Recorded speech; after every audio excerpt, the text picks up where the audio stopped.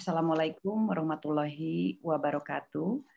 Yang saya hormati Mas Agus Harimurti Yudhoyono selaku tokoh nasional dan beliau juga merupakan Ketua Umum dari Partai Demokrat beserta Mbak Anissa Larasati Pohan yang juga merupakan aktivis sosial dan juga co-founder dari Yayasan Tungga Dewi Foundation, dan beliau juga merupakan salah satu pengurus dari Yayasan Batik Indonesia. Terima kasih Mas Ketum dan Mbak Ketum Anissa Pohan yang menyempatkan hadir pada webinar IPMI kali ini di sela-sela kesibukan, dan tentunya ini merupakan kehormatan yang luar biasa bagi keluarga besar IPMI. Dan sebagai Ketua Umum IPMI, mewakili keluarga besar IPMI, secara khusus kami mengucapkan terima kasih yang sebesar-besarnya sekali lagi kepada Mas Ketum Agus Harimurti Yudhoyono selaku tokoh pemuda nasional yang juga merupakan representasi dari tokoh milenial Indonesia yang telah berkenan hadir sebagai keynote speaker dalam webinar IPMI kali ini, didampingi oleh istri tercinta Mbak Anissa Pohan yang senantiasa setia mendampingi suami. Alhamdulillah Mbak Anissa ini juga mempunyai konsentrasi terhadap para pelaku UMKM, dan tentunya kami para pelaku UMKM yang tergabung dalam IPMI mengucapkan terima kasih atas perhatian dari Mas Ketum dan juga Mbak Anissa Pohan terhadap para pelaku usaha UMKM. Dan ini juga terbukti dengan apa yang dilakukan oleh Mbak Anissa Pohan selama ini. Salah satunya adalah yang sangat membantu para pelaku UMKM adalah membantu pemasarannya. Kita bisa lihat beberapa waktu yang lalu Mbak Anissa mempersilahkan para pelaku UMKM untuk bisa mempromosikan produk-produknya di Instagramnya yang followernya sudah jutaan. Dan kami sangat paham kalau bayar itu luar biasa, pasti mahal sekali ya Mbak Anissa untuk endorsement, tapi Mbak Anissa memberikan ruang bagi para pelaku UMKM untuk bisa memasarkan secara gratis, secara cuma-cuma di Instagram beliau. Dan ini luar biasa, sangat mulia sekali apa yang dilakukan baik oleh Mbak Anissa Pohan juga Mas Ketum yang memang selama ini concern terhadap UMKM. Dan tentunya mudah-mudahan ke depan insya Allah kita harapkan pada saatnya Indonesia akan dipimpin oleh tokoh dan generasi milenial. IPMI merupakan organisasi masyarakat yang konsentrasi besarnya adalah pemberdayaan perempuan muslimah, khususnya di bidang ekonomi di dunia usaha. Dan alhamdulillah secara struktur kami informasikan juga terus mendapatkan progres yang lebih baik. Dari tahun 2018 waktu Mas Ketum AHY hadir di acara Rapat Kerja Nasional IPMI, kita terus bertambah secara struktur. Sekarang sudah berada di 300, selain 33 provinsi, 34 provinsi, sudah ada di 340 kota dan kabupaten, 600 kecamatan ya, dan juga ada di 14 negara ya, di luar negeri, 14 di perwakilan IPMI di luar negeri. Dan meskipun secara struktur kami sudah sampai ke tingkat pedesaan, pada saat ini memang kami terkendala dengan keterbatasan akses ya, dan juga pemahaman teknologi yang kemudian menjadi PR kita bersama Mas Ketum. Jadi terkait dengan digitalisasi ini menjadi permasalahan, khususnya bagi kaum ibu. Kita belum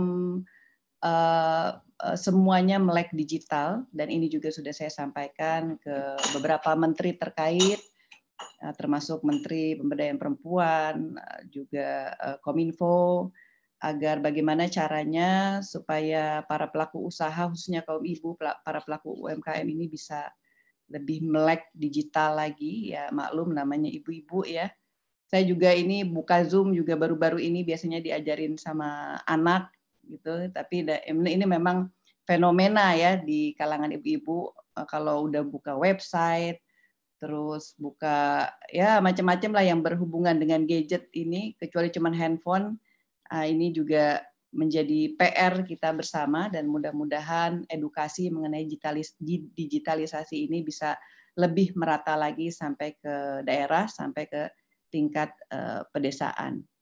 Dan 90% anggota IPMI tentunya adalah para pelaku usaha di segala tingkatan, Mas Ketum.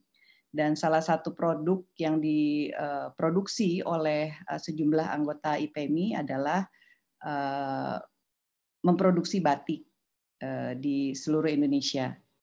Untuk itu, terakhir kami mengharapkan Mas Ketum nanti memberikan, selain memberikan keynote speaker, juga memberikan motivasi kepada kita semua para pelaku UMKM muslimah di seluruh Indonesia, yang insya Allah Mas Ketum dengan pencerahan-pencerahan yang disampaikan bisa memberikan manfaat bagi kita semua dan bisa memberikan kemaslahatan bagi kita semua. Dan kepada Bapak Agus, dipersilahkan. Bismillahirrahmanirrahim. Assalamualaikum warahmatullahi wabarakatuh. Waalaikumsalam warahmatullahi wabarakatuh. Selamat pagi dan salam sejahtera untuk kita semua. Pertama-tama marilah kita memanjatkan puji syukur kehadirat Allah Subhanahu wa taala, Tuhan yang Maha Kuasa. Karena hari ini alhamdulillah kita semua diberikan kesehatan dan juga kebersamaan dalam sebuah forum yang insya Allah membawa kebaikan dan keberkahan untuk kita semua. Saya dan istri saya tercinta, Anissa, merasa bahagia bisa menghadiri secara virtual webinar ini yang diselenggarakan oleh Ikatan Pengusaha Muslimah Indonesia, IPMI, yang sangat kami banggakan. Tadi kami cerita nih, bahwa IPMI ini luar biasa. Usianya masih muda, tetapi sudah menjangkau segala penjuru Indonesia, bahkan di 34 provinsi. Tadi disampaikan oleh Ketua IPMI, Mbak Ingrid Kansil, bahwa saat ini juga sudah berada di 340 kabupaten kota, termasuk dibangun pula struktur sampai dengan kecamatan bahkan desa. Dan yang membanggakan juga ada di 14 negara sahabat, dari mulai Asia, kemudian Timur Tengah, Eropa, bahkan Amerika Serikat. Jadi tentu ini sebuah prestasi yang menurut saya tidak semua bisa melakukan kegiatan-kegiatan yang sangat positif seperti IPMI selama ini.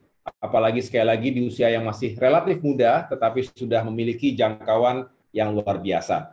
Saya ingin bersama-sama dengan IPMI untuk semakin memajukan dunia usaha di Indonesia. Terkhusus tadi disampaikan bahwa usaha mikro, kecil dan menengah, UMKM kita merupakan wahana yang luar biasa karena hampir 90% tenaga kerja Indonesia itu terserap dalam sektor UMKM. Dengan demikian tidaklah berlebihan jika negara, pemerintah, dan kita semua, termasuk partai-partai politik, memberikan perhatian dan juga bahkan pendampingan dan penguatan sektor UMKM ini. Secara spesifik, kita tahu juga bahwa para pelaku UMKM juga sangat banyak akan kaum perempuan Indonesia, termasuk kaum perempuan muslimah Indonesia. Jadi dengan demikian, saya dan istri, termasuk keluarga besar Partai Demokrat, ingin selalu hadir dalam berbagai inisiatif dan juga kegiatan-kegiatan dalam rangka memberdayakan UMKM kita. IPMI merupakan organisasi yang memang didesain dan dipersiapkan untuk memberdayakan kaum perempuan. Sekali lagi di dalam urusan kewirausahaan, entrepreneurship. Yang kita tahu, entrepreneurship di Indonesia juga belum sesuai dengan harapan, baik dari sisi jumlah maupun kualitas dan kapasitasnya. Dengan demikian, IPMI memiliki peran sentral dalam memajukan itu semua. Dan spirit kemandirian yang dibarengi juga dengan meningkatkan kreativitas dan inovasi harus selalu menjadi perjuangan yang paralel. Pertama, kaum perempuan Muslimah Indonesia harus memiliki kemandirian, termasuk dalam dunia usaha. Jadi saya bangga kalau melihat dan mengetahui semakin banyak anggota IPMI. Artinya semakin banyak pula kaum perempuan Muslimah Indonesia yang juga semakin memiliki kemandirian secara ekonomi. Saya berharap pula di sisi lain, kemandirian itu juga ditunjukkan dengan sinergitas antar kaum perempuan Indonesia. Mengapa? Karena dengan bersinergi dan berkolaborasi, insya Allah semakin meningkatkan daya tahan dan daya saing kita. Terutama kita tahu dalam menghadapi krisis pandemi COVID-19 ini, dengan tekanan ekonomi yang cukup berkepanjangan, kita harus memiliki kemampuan untuk bertahan atau daya tahan tadi. Kita ingin survive. Dan untuk survive, kita harus bersatu bersama. Karena kalau sendiri-sendiri, unit-unit kecil saja yang berusaha untuk survive, biasanya tidak akan cukup kuat. Bisa rontok. Tetapi kalau ada kebersamaan, termasuk melalui kebersamaan IPMI ini, mudah-mudahan cukup banyak pengusaha Muslimah Indonesia yang bisa bertahan melewati masa pandemi. Dan yang kedua, kolaborasi dan sinergi tadi sangat berarti dalam konteks meningkatkan competitiveness kita, daya saing kita. Tadi sudah dijelaskan oleh Mbak Ingrid bahwa di abad 21 ini, terutama ketika menghadapi disrupsi dan turbulensi seperti saat sekarang ini, dibutuhkan kemampuan untuk bertransformasi yang juga meningkatkan daya saing kita. Tadi disebutkan, misalnya bagaimana kita memiliki tantangan untuk melakukan transformasi digital. Memang tidak mudah, dan terbukti bahwa berdasarkan statistik, baru sekitar 15% UMKM Indonesia yang sudah berhasil melakukan transformasi digital. Selebihnya bisa dianggap belum memiliki literasi digital yang cukup dan juga tidak memiliki kemampuan dan perlu tentunya pendampingan dan bantuan dari pemerintah serta kita semua. Ini salah satu contoh bahwa kita harus selalu berupaya untuk meningkatkan daya saing tadi sehingga kita bisa terus mempromosikan produk-produk barang maupun jasa yang kita hasilkan menjangkau pasar yang jauh lebih luas lagi. Saya berharap IPMI memiliki spirit seperti istri Nabi Muhammad SAW, yaitu Siti Khadijah radhiyallahu anha. Beliau adalah seorang businesswoman yang juga luar biasa. Di masa itu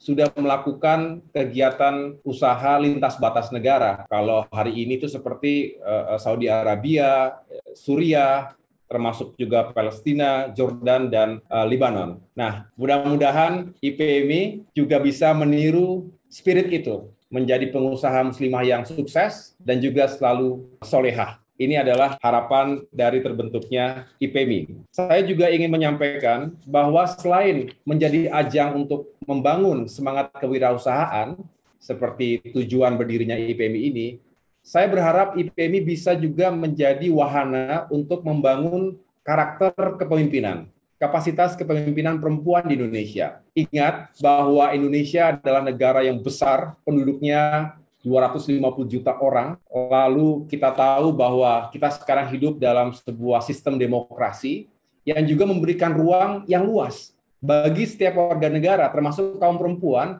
untuk menduduki posisi-posisi politik tertentu, baik sebagai kepala daerah misalnya, maupun sebagai anggota legislatif. Saya contohkan Ketua IPMI, Mbak Ingrid Kansil ini menurut saya adalah salah satu sosok politisi perempuan yang juga memiliki ketekunan, dan saya mengapresiasi itu. Karena menurut saya, Mbak Ingrid ini sela-sela kesibukannya tentu sebagai seorang ketua IPMI, kemudian aktivis, dan lain sebagainya, tetapi juga ia adalah seorang politisi dan benar-benar menghadapi berbagai dinamika politik. Jatuh bangun, pernah sukses, pernah tidak sukses. Tetapi menurut saya ini adalah bentuk keinginan kaum perempuan Indonesia untuk bisa menjadi bagian dalam proses pengambilan keputusan baik di tingkat negara, di tingkat pusat, maupun di tingkat daerah. Jadi saya juga berharap siapa tahu IPMI suatu saat juga melahirkan kader-kader yang juga bisa kemudian menjadi kepala daerah, termasuk juga anggota-anggota dewan.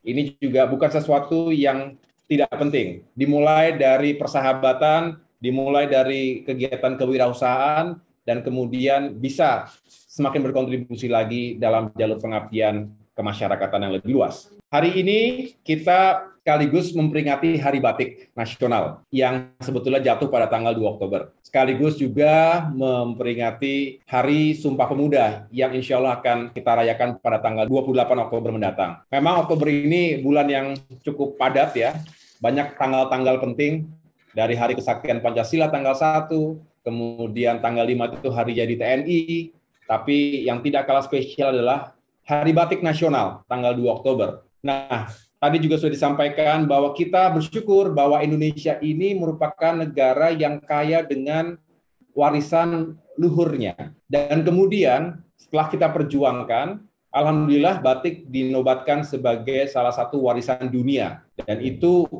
tidak bisa dipungkiri merupakan warisan asli leluhur dan juga budaya Indonesia. Dengan demikian, tugas kita sekarang, tanggung jawab kita sekarang adalah melestarikannya. Tetapi bukan hanya untuk mengoleksi di rumah begitu menurut saya ya, tetapi juga bagaimana semakin menduniakan batik ini. Saya dan istri tadi kita sambil ingat-ingat lagi nih batik apa ya? Ternyata ini batik Jogja, batik nitik namanya ya. Ini satu dari sekian banyak corak ragam batik Nusantara. Dari paling ujung barat Aceh sampai dengan ujung timur Papua. Semua memiliki kekhasan, keunikan, ragam batik, termasuk juga tenun. Dan dengan demikian, kita sebenarnya tidak kurang bahan bakunya. Pengrajin batik harus terus kita motivasi dan kita berdayakan agar juga tidak lama-lama punah. Mbak Anissa di Yayasan Batik Indonesia juga berupaya untuk menyampaikan itu. Saya tahu 2 minggu lalu itu bicara di depan sebuah forum internasional yang juga ingin mempromosikan batik. Jadi batik bukan hanya menjadi milik kita, tetapi harus semakin dikenal dan digemari oleh pasar dunia. Di sini ada potensi untuk IPMI. Mudah-mudahan teman-teman IPMI juga terus melihat potensi pasar dunia hari ini. Saya sedikit cerita ya, Mbak Ingrid dan teman-teman sekalian, Ibu Sekjen, bahwa ada statistik yang menyatakan pariwisata halal itu akan meningkat cukup signifikan, di mana tahun 2026 diprediksi ada sekitar 230 juta wisatawan muslim. Dan akan terjadi perputaran uang itu di angka 330 miliar US dollars. Nah, sayangnya wisata atau pariwisata halal ini justru lebih cepat ditangkap oleh negara-negara yang bukan anggota OKI, Organisasi Kerjasama Islam. Misalnya Jepang, Taiwan, dan Korea Selatan. Dan yang kedua, kita tahu bahwa terkait dengan fashion muslim, saya bukan ahlinya, yang ahli ini sebelah saya ini, sebetulnya fashion muslim di dunia ini juga terus mengalami peningkatan. Peningkatan dalam arti semakin banyak yang tertarik, termasuk juga tidak hanya sebagai konsumen, tetapi jadi produsen fashion muslim yang bisa mendatangkan profit yang juga besar. Nah, Indonesia ini dianggap pada peringkat ketiga di dunia sebagai negara yang mengembangkan fashion muslim terbaik setelah Uni Emirat Arab dan Turki. Sedangkan kalau dari sisi konsumsi fashion muslim, maka Indonesia berada di peringkat kelima dengan total 16 miliar US dollar setelah Iran, Turki, Saudi Arabia, dan Pakistan. Saya hanya sedikit menyampaikan data yang saya juga meyakini teman-teman IPMI juga sudah mengetahui hal ini. Hanya untuk mengingatkan bahwa sebetulnya pasarnya cukup besar. Ketika kita melihat tadi, kalau Indonesia bisa menjadi destinasi pariwisata halal, sehingga mendatangkan banyak sekali wisatawan mancanegara. Kemudian yang kedua, di sisi lain kita tahu ada permintaan yang semakin bertambah terkait dengan fashion muslim. Ini sekali lagi peluang bagi IPMI. IPMI bisa mengembangkan fashion muslim, bisa mengembangkan batik, bisa mengembangkan produk-produk UMKM lainnya, sehingga bisa mendatangkan profit yang juga baik untuk keluarga dan untuk industri yang kita jalankan. Ini yang menjadi peluang sekaligus tantangan. Mengapa? Karena di sisi lain ada negara-negara yang justru bisa mengancam dalam tanda petik. Contohnya ya, kita berbicara batik. Batik itu kan sejatinya adalah sebuah craft ya, apa namanya dia, karya seni kerajinan yang handmade. Jadi bukan sesuatu yang di print begitu, bukan tenaga mesin, tenaga manusia. Jadi menggunakan keterampilan dan estetika yang dimiliki oleh para pengrajin atau artisan batik di Indonesia. Bukan sekali lagi didesain di komputer kemudian di print begitu saja. Walaupun ya sebetulnya sulit juga untuk membendung itu, tetapi jangan sampai itu semua akhirnya membumi hanguskan kerajinan batik yang sejati sesuai dengan yang telah diwariskan. Kasihan, karena para pengrajin batik kita juga pasti akan kehilangan penghasilan, akan kehilangan pekerjaan, apalagi kemudian itu kerannya deras sekali datang dari luar, misalnya dari pabrik-pabrik di Tiongkok. Bukan apa-apa, Bapak, Ibu sekalian, kita ingin melestarikan dan sekaligus memproteksi para pengrajin batik. Ini tugas kita semua, karena mereka termasuk komunitas masyarakat atau para pelaku UMKM yang juga menjadi sangat tidak berdaya ketika itu semua tidak kita berikan proteksi yang proporsional. Bapak Ibu sekalian, atau ibu-ibu semua kayaknya ini ya, yang Bapak cuma saya kayaknya nih.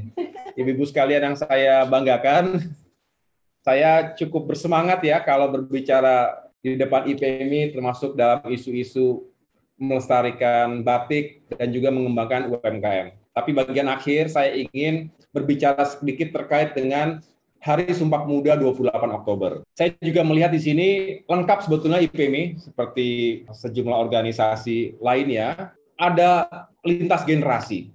Ada yang senior, ada juga yang milenial. Bahkan mungkin sebentar lagi akan bergabung juga semakin banyak dari kalangan generasi Z. Ini adalah sesuatu yang baik. Organisasi yang sehat akan tumbuh jika diawaki oleh kader-kader lintas generasi. Akan hadir sebuah keberlanjutan, tapi juga semangat perubahan yang tinggi, yang positif. Nah, saya berharap generasi muda, termasuk yang ada di IPMI, juga terus bisa mengambil perannya, menggelorakan semangat entrepreneurship, termasuk mungkin bisa menjadi pengusaha-pengusaha muda yang bisa menginspirasi lingkungannya. Sekarang banyak startup, banyak yang berhasil, tapi juga banyak yang gagal. Saya berharap tidak ada yang patah semangat. Semua harus punya keyakinan. Mungkin kita mengalami kegagalan di suatu titik, tetapi kalau kita tetap memiliki ketekunan dan ketegaran, justru kita bisa berhasil di tempat lain.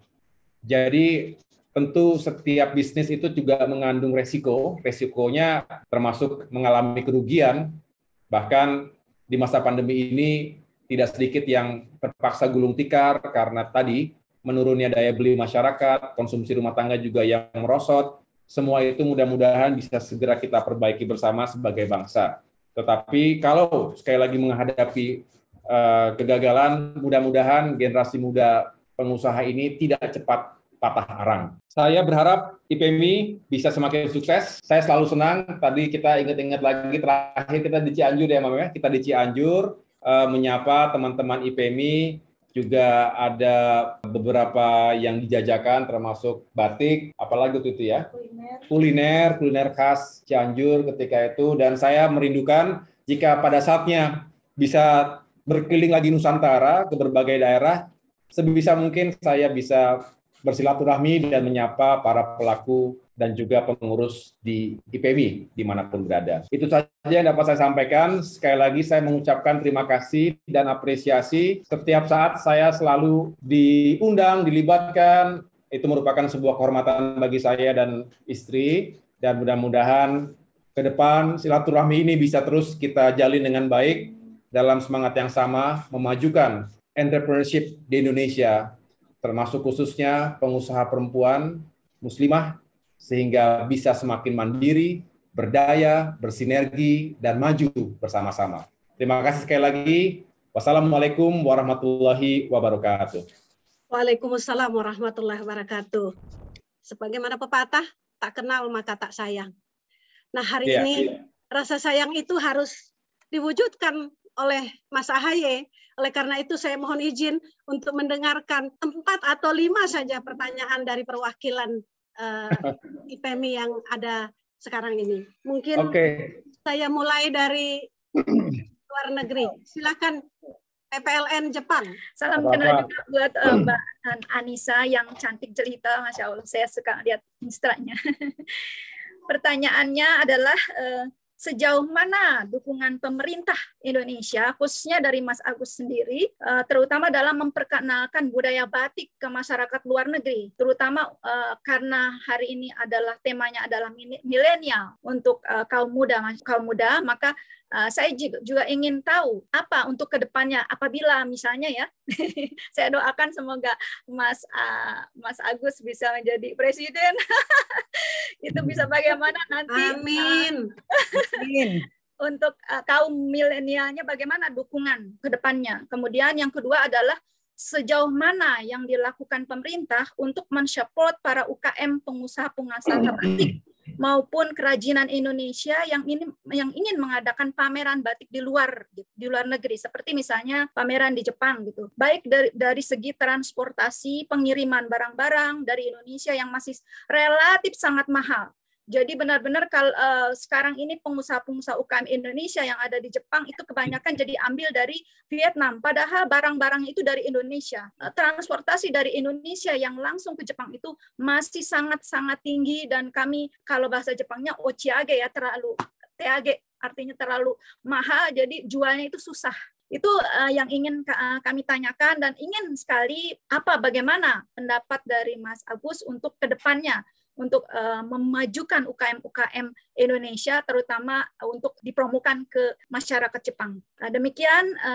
Terus salah satu lagi yaitu kami ingin diberikan kemudahan izin ekspor UKM-UKM pengusaha makanan atau barang-barang Indonesia ke luar negeri. Yang sekarang memang masih sangat sulit. Ada pengusaha UKM Jepang, anggota kami yang budidaya udang di Bandung, tetapi sangat sulit sekali untuk masuk ke Jepang karena prosedur dari cara membuat untuk menjadi pengekspor itu sangat sulit. Beliau mengatakan seperti itu. Terima kasih banyak. Dari pertanyaan saya terlalu panjang. Assalamualaikum warahmatullahi wabarakatuh. Waalaikumsalam warahmatullahi wabarakatuh.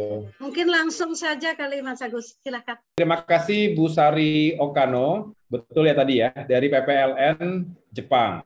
Terima kasih atas kata-kata baik dan doanya tadi. Kemudian saya juga ingin memberikan respons terhadap apa yang tadi disampaikan, termasuk yang ditanyakan. Jadi saya mengapresiasi terlebih dahulu jika Ibu Sari walaupun berada di Jepang, tetapi terus memiliki keinginan untuk mempromosikan produk dan budaya Indonesia. Kayak lagi kita punya kekhasan, punya keunikan, tinggal bagaimana kita mengolahnya dan juga mempromosikannya.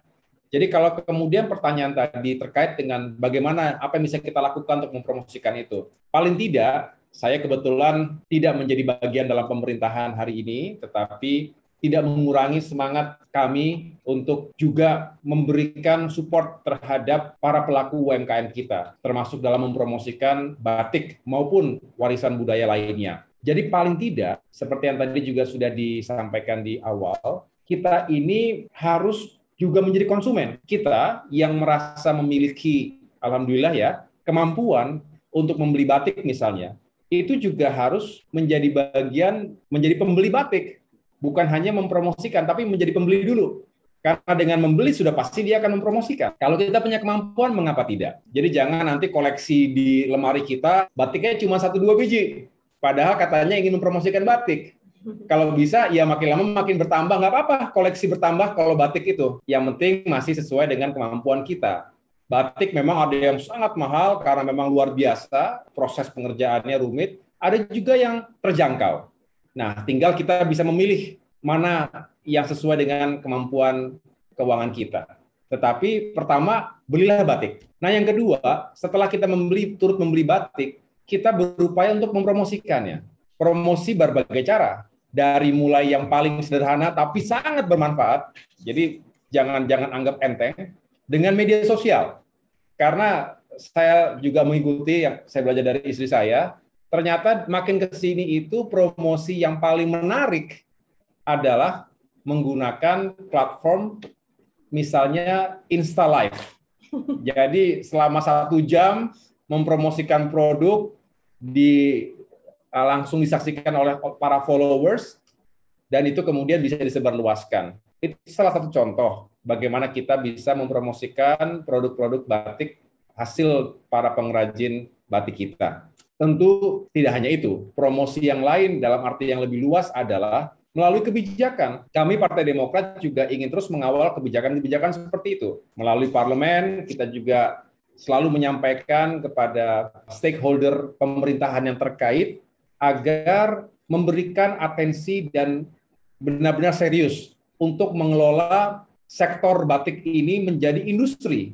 Jadi bukan hanya kerajinan rumah tangga atau dibiarkan masing-masing tumbuh tetapi tidak diberikan sebuah payung besar dan penguatan-penguatan keuangan yang diperlukan karena dibutuhkan permodalan yang cukup besar juga. Nah, inilah kita ingin terus mengingatkan pemerintah agar selalu memiliki keberpihakan kepada para pengrajin batik kita. Dengan demikian, jika ini menjadi industri yang serius, kemudian dikelola dengan serius, promosinya, marketing ataupun packagingnya juga benar-benar disiapkan. Jadi kita punya optimisme, nggak akan kita kalah dengan produk-produk dari negara lain. Kita bisa bertengger nanti di pasar-pasar internasional, termasuk juga tampil di Fashion Week, di ajang-ajang fashion show dan lain sebagainya di New York, di Paris, dimanapun. Itu semua memungkinkan dan kita punya peluang itu. Mudah-mudahan bisa terwujud. Kemudian yang berikutnya, tadi juga ditanyakan bagaimana yang bisa dilakukan oleh pemerintah untuk mendukung pameran-pameran. Ini juga sering saya dapatkan ketika saya berdiskusi dengan atase ekonomi, atase perdagangan di berbagai negara. Itu memang salah satu tantangan terbesar bagi para pengusaha Indonesia itu ketika ingin mempromosikan produk-produknya, termasuk produk batik dan juga kerajinan UMKM lainnya, biayanya mahal. Ke Jepang mahal, ke Eropa mahal, ke Amerika Serikat mahal, begitu ya. Nah, dengan demikian memang kita patut meniru sejumlah negara, tidak usah jauh-jauh, negara-negara di ASEAN, termasuk misalnya tadi Vietnam, Thailand, dan yang lain-lain yang pemerintahnya itu benar-benar memberikan dukungan, termasuk kemudahan secara finansial, agar memberikan dukungan dan juga bantuan-bantuan yang memudahkan para pelaku usaha kita itu untuk melakukan promosi atau pameran-pameran di berbagai negara. Dan yang terakhir, terkait dengan izin ekspor, juga mudah-mudahan bisa dicarikan solusinya. Memang ada persyaratan yang cukup rigid, tetapi mudah-mudahan tidak. Saya pikir itu, Bu Sekjen. Ada orang pembahasan kurang tadi lagi. Terima kasih, Mas Ahaye. Oh ya, batik milenial tadi ya, ada pertanyaan juga tentang bagaimana milenial bisa mempromosikan batik. Menurut saya ya anak-anak muda ini dilibatkan, jadi tidak bisa anak generasi milenial, generasi Z apalagi ya, kita doktrin, pokoknya kamu pakai batik, nggak masuk. Beda, bukan seperti kita dulu yang biasanya mendengarkan apa yang disampaikan oleh orang tuanya, lingkungannya, pemerintahnya. Tapi anak generasi milenial dan Z ini merdeka sekali. Nah, dengan demikian, cara yang efektif justru menurut saya libatkan mereka. Mereka juga banyak yang punya kemampuan sebagai desainer misalnya, dan kemampuan produksi yang efisien. Libatkan mereka dan berikan ruang mereka untuk berkreasi juga. Yang penting tetap diberikan nilai-nilai luhur batik itu sendiri. Apa makna batik? Setelah itu dia kreasikan dengan berbagai pendekatan kontemporer. Itu boleh-boleh saja menurut saya, selagi tidak bertentangan dengan nilai luhurnya. Dengan demikian, batik juga bukan hanya milik masa lalu, tapi juga milik masa depan, milik generasi muda juga. Dengan demikian lebih populer dan lebih bisa dipasarkan ke berbagai penjuru dunia. Begitu, Bu Sekjen, silakan. Terima kasih, Mas Ahaye. Sebelumnya saya mohon maaf ini Mas Ahaye, karena ibu-ibu membiasakan diri memanggil Mas Ahaye. Kalau bapak-bapak rasanya ketuaan ya Mas. Lebih enak menyebutnya Mas AHY dan Mbak Anissa Pohan. Mbak Anissa juga ini sebenarnya IPMI sudah memprioritaskan Mbak Anissa untuk menerima penghargaan Perempuan Inspirasi Indonesia 2021 untuk IPMI. Insya Allah nanti penghargaan itu akan diserahkan tanggal 6 Desember. Mudah-mudahan ini direspon ya Mbak. Alhamdulillah kami sudah mengirimkan suratnya. Ibu-ibu sekalian, kalau kita melihat Mas AHY itu sempurna kalau menurut saya. Muda, cerdas, berpengalaman, dan prestasi akademisi yang luar biasa saya mengikuti. Dan yang paling penting adalah bahwa untuk masa depan itu harus yang muda. Itu mungkin ya. Saya ingin memberi kesempatan dari Indonesia Timur dulu mungkin Mas AHY. Karena ini boleh Bu, mewakili Indonesia Timur. Silakan ya. Maluku. Bismillahirrahmanirrahim. Assalamualaikum warahmatullahi wabarakatuh. Terima kasih atas kesempatannya yang terhormat Mas AHY bersama istri Mbak Anissa. Yang terhormat, yang saya cintai, Bu Ketum, Mbak Ingrid Kansil, Bu Sekjen, sahabat-sahabat IPMI dari seluruh Indonesia dan luar negeri, serta beberapa kabupaten kota yang saya cintai. Terima kasih Mas AHY, sebuah kebanggaan hari ini Maluku, Indonesia Timur diberi kesempatan Bu Sekjen untuk menyampaikan beberapa hal penting. Sesuai dengan apa yang Mas AHY sampaikan tadi, itu memang benar terjadi Mas AHY. Terutama kami di Maluku dengan pandemi yang belum selesai dan entah kapan ini selesainya, dampaknya sungguh sangat luar biasa. Terutama bukan saja pada kesehatan, tapi sekarang merambat benar-benar terjadi di ekonomi, terutama para pelaku UKM. Ini untuk bertahan hidup memang susah benar, Mas AHY. Sangat benar. Yang sudah kuat aja bisa rontok, apalagi yang baru mau mulai. Oleh karena itu di Maluku, saya melihat dampak-dampak negatifnya itu mulai terjadi. Kejahatan yang tadinya dulu tidak pernah kami dengar di Ambon, tapi saat ini begal sudah ada, itu dulu kita nggak pernah dengar. Ini adalah bagian daripada dampak sulitnya hidup saat ini. Diperjuangkan oleh UKM walaupun tertatih-tatih dengan kendala-kendala permodalan dan lain sebagainya. Inilah kenyataan yang kita hadapi. Kejahatan kekerasan dalam rumah tangga itu meningkat di Maluku ini, di Ambon ini. Efek ini semua adalah efek daripada sulitnya hidup diperjuangkan. Oleh karena itu ini pun banyak terjadi pada rumah tangga muda. Benar Mas AHY. Apalagi kami budaya Maluku, budaya Timur dengan tidak sabarnya itu memang sudah jadi budaya di sini. Beda dengan budaya di Jawa. Itu orang masih kalem, masih sabar untuk menghadapi masa sulit. Tapi di Ambon ini saya lihat, apalagi orang muda itu agak susah untuk bisa bertahan. Nah, saya pada kesempatan ini, pendapat dari Mas AHY sendiri, kiranya langkah-langkah apa yang kami IPMI Maluku bisa berbuat sehingga bisa mengurangi daripada dan mengatasi persoalan-persoalan tersebut, Mas AHY. Terima kasih terima kasih Bu Sekjen, terima kasih Mas AHY bersama Ibu. Terima kasih. Assalamualaikum warahmatullahi wabarakatuh. Waalaikumsalam warahmatullahi wabarakatuh. Silakan. Waalaikumsalam. Terima kasih Bu Sekjen. Terima kasih kepada Ibu Mediarti Diar dari Maluku. Apa yang disampaikan Ibu tadi sangat fundamental. Jadi memang kita semua masih terus mencari jalan ya. Kita bisa dikatakan begitu kebingungan, begitu shock, tidak siap menghadapi badai pandemi yang melanda negeri kita, juga melanda dunia. Dan ini sudah berkepanjangan, sudah satu setengah tahun lebih, sedangkan kita tidak pernah tahu kapan benar-benar akan berakhir, kapan pandemi benar-benar sirna dari Indonesia. Inilah sebuah realitas yang penuh dengan ketidakpastian. Nah, siapapun yang hidup dalam ketidakpastian pasti akan selalu nervous, deg-degan, khawatir, karena melihat masa depannya gelap, tidak tahu harus berbuat apa. Tadi Ibu menyampaikan bahwa jangankan yang baru memulai usaha, perusahaan-perusahaan yang sudah kokoh selama ini pun banyak yang rontok, itu benar. Itu bukan hanya katanya, tetapi benar-benar sesuai dengan fakta di lapangan. Dan ini terjadi di berbagai penjuru Indonesia, termasuk di Maluku. Dengan demikian, memang kita harus selalu mencari jalan.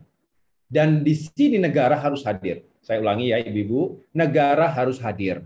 Pemerintah harus hadir. kami yang ada di partai politik juga tentu harus hadir.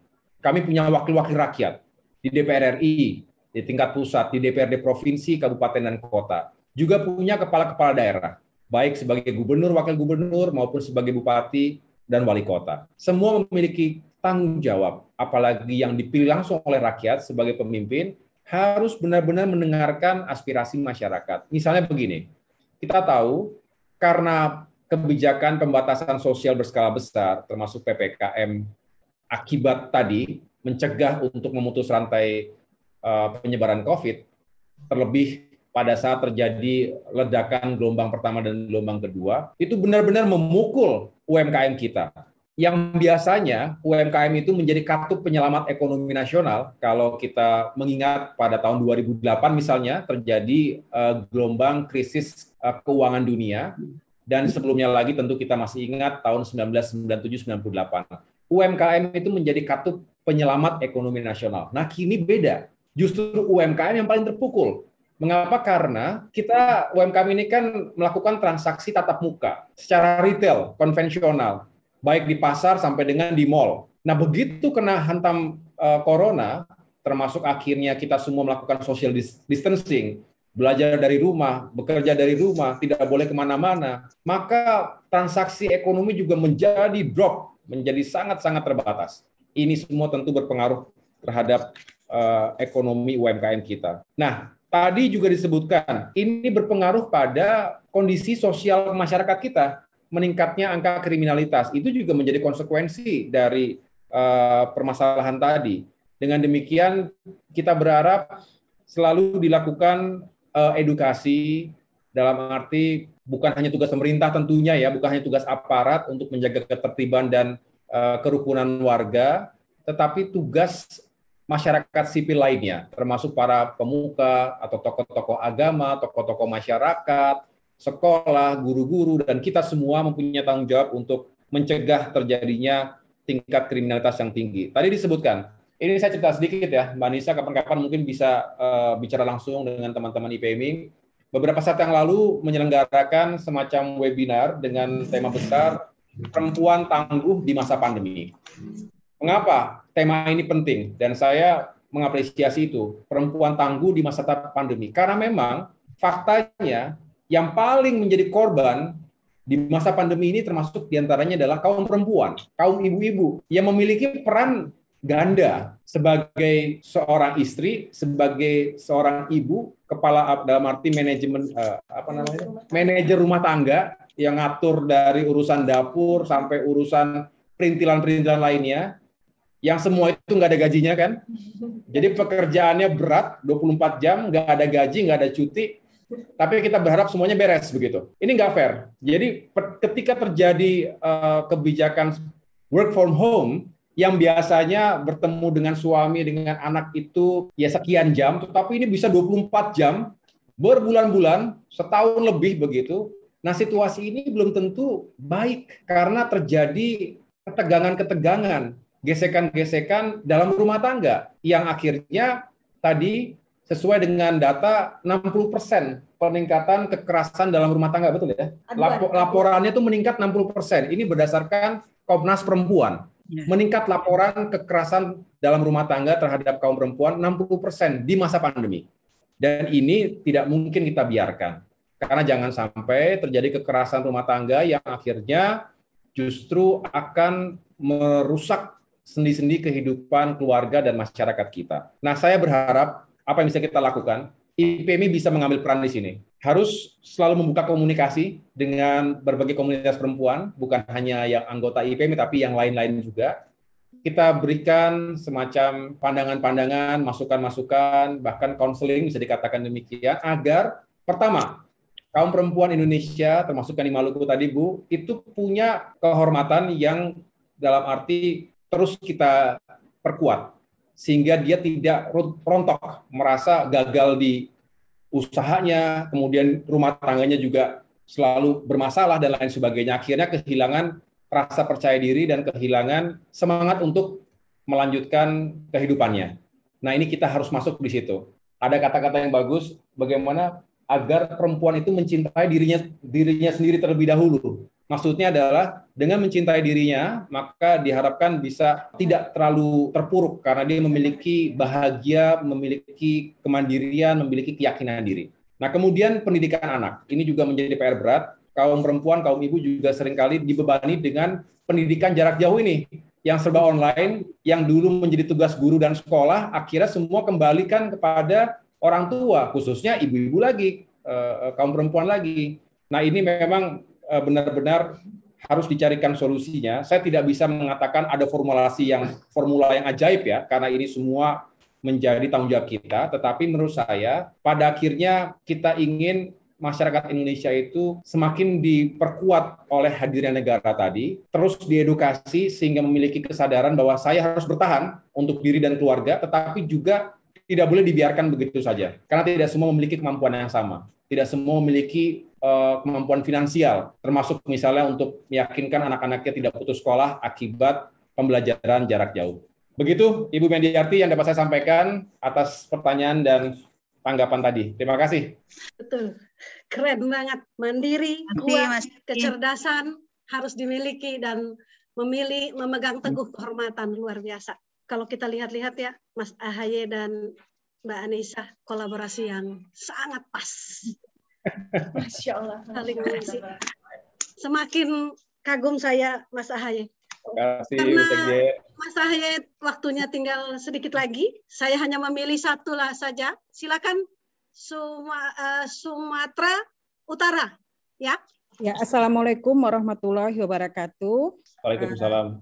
Waalaikumsalam. Pertama-tama, kami PMI Sumut mengucapkan terima kasih atas waktunya Mas AHY, Mas Agus, beserta Ibu yang telah hadir di tengah-tengah kita untuk memberikan masukan atau support buat kami di IPMI, terkhusus IPMI Sumatera Utara, dan juga Ibu Ketum kami, Ibu Ingrid Kansil, yang selalu memberikan peluang-peluang kami untuk dapat kami Zoom dengan pakar-pakar ilmuwan atau tokoh-tokoh yang bisa kami ambil ilmunya untuk bisa kami lebih maju ke depan, dan juga Ibu Sekjen kami yang selalu semangat untuk membesarkan IPMI yang ada di seluruh Indonesia.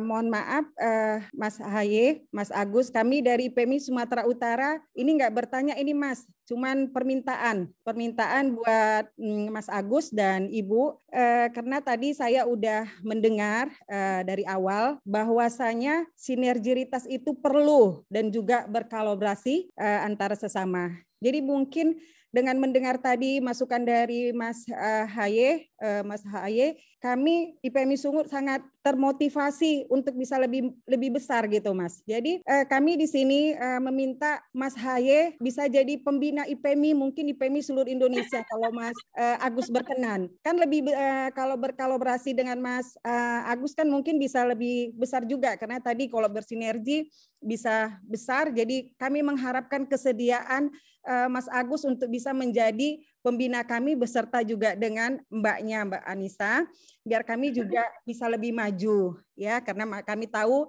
Mas AHY juga adalah tokoh milenial yang dikagumi oleh kaum milenial, juga ibu-ibu Mas.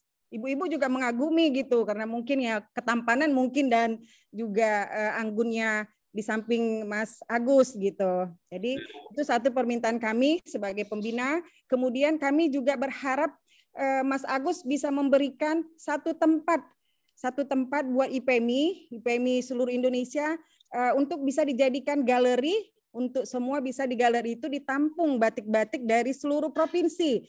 Jadi mempunyai etnis masing-masing seluruh provinsi ada di situ Mas.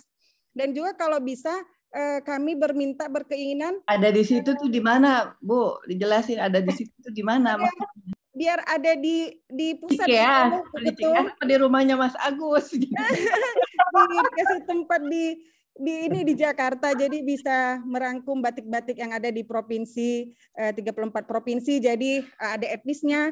Kalau juga bisa modelnya juga Mas Agus sendiri, modelnya juga Mbak Anissa juga. Jadi ada galerinya, modelnya juga Mas Agus kan. Jadi kami nggak bayar modal mahal-mahal lagi kan Bu Ingrid. Ya, jadi mungkin itu aja dari kami. Kami udah bagian dari Mbak Anissa dan Mas Agus. terus rangkul kami, terus bina kami, karena udah sebagai pembina, sebagai bapak kami, sebagai ibu kami, IPMI yang ada di seluruh Indonesia. Jadi majukan kami, Pak. Majukan kami, jangan lupa beri tempat kami untuk bisa kami sama-sama maju bergandengan tangan bersama Pak Agus dan Ibu Anissa. Itu aja mungkin dari saya. Assalamualaikum warahmatullahi wabarakatuh. Waalaikumsalam. Terima kasih. Ya, tapi intinya begini, Bu Yuli, saya insya Allah kalau berikan kesehatan dan ruang dan waktu, saya dan istri itu ingin terus menjadi sahabat dari IPMI. Saya benar-benar mengapresiasi IPMI. Dari awal, setiap saya diundang oleh IPMI, oleh Mbak Ingrid, insya Allah saya hadir. Mengapa? Karena memang saya melihat ini adalah sebuah inisiatif terobosan, tapi juga punya potensi yang luar biasa ke depan. Dengan berkembangnya IPMI, bertambahnya anggota, kemudian makin luas jangkauan pasarnya, insya Allah menjadi pasar dunia suatu saat nanti. Itu menunjukkan bahwa ada potensi besar dari para pengusaha muslimah Indonesia, termasuk yang ada di Sumatera Utara tentunya. Jadi kalau tadi sudah diundang untuk mendatangi gerainya, ya insya Allah kapan-kapan saya akan datang ke sana. Tapi sedikit fakta lagi ya, sedikit fakta. 53% UMKM di Indonesia itu dimiliki oleh kaum perempuan. Ini data 2021. Jadi 53% itu kaum perempuan. Jadi kalau IPMI makin berkembang, sudah benar, karena datanya memang demikian. Kemudian selama COVID, ini berdasarkan riset terkait dengan e-commerce, dengan perdagangan atau ekonomi secara online, jumlah penggiat UMKM yang memulai bisnis dari nol melalui jalur e-commerce, melalui tadi bisnis online, yang perempuan itu 1,5 kali lipat dibandingkan yang laki-laki. Saya ulangi ya, 1,5 kali lipat lebih banyak dibandingkan yang laki-laki. Jadi walaupun tadi merasa masih jauh sekali lah kita untuk bisa bertransformasi secara digital, tetapi yang perempuan lebih cepat dan lebih banyak yang sudah masuk ke dalam ranah ekonomi digital. Ini juga peluang IPMI. Pelan-pelan tentunya kita berharap juga semakin menguatkan sendi-sendi ekonomi digital. Memang berubah itu, mengalami perubahan itu bukan sesuatu yang menyenangkan. Orang sering mengatakan keluar dari zona nyaman. Mengapa? Karena kita sudah nyaman, misalnya punya toko, punya warung, ya, punya gerai yang secara fisik ada, retail secara konvensional. Kemudian berubah menjadi serba digital, menggunakan berbagai platform, kemudian juga harus menguasai teknologi, menguasai media sosial, menguasai aplikasi-aplikasi yang sekarang berkembang. Itu butuh waktu, butuh proses, dan juga butuh meningkatkan skills kita di bidang itu. Tetapi, Ibu sekalian, insya Allah itu bisa kita lakukan dengan sebaik-baiknya, dan IPMI sekali lagi bisa menjadi motor untuk meningkatkan kemampuan dan daya saing pengusaha muslimah Indonesia. Selebihnya tadi, Ibu Yuli, semua yang baik-baik saya amini, termasuk kalau misalnya ada tempat dan lain sebagainya, saya tentunya dengan senang hati, tetapi tentu sementara ini kita memang masih terus juga berjuang. Mudah-mudahan ke depan tetap bisa bersinergi, apapun bentuknya ya, Bu Yuli dan teman-teman IPMI sekalian. Pasti Ibu Ingrid dan Ibu Nur Wahidah tadi juga bisa menjadi jembatan komunikasi. Dengan senang hati pokoknya bisa terus bersinergi dan berkolaborasi. Itu saja, sekali lagi saya ucapkan selamat kepada IPMI, semoga semakin sukses, semakin besar, semakin maju, menjadi pengusaha muslimah yang bisa menginspirasi kita semuanya. Kurang lebihnya saya mohon maaf, kalau ada kesempatan di lain waktu, dengan senang hati kita bisa bersilaturahim kembali. Terima kasih, saya mohon diri. Wassalamualaikum warahmatullahi wabarakatuh. Waalaikumsalam warahmatullahi wabarakatuh. Mas Ketua.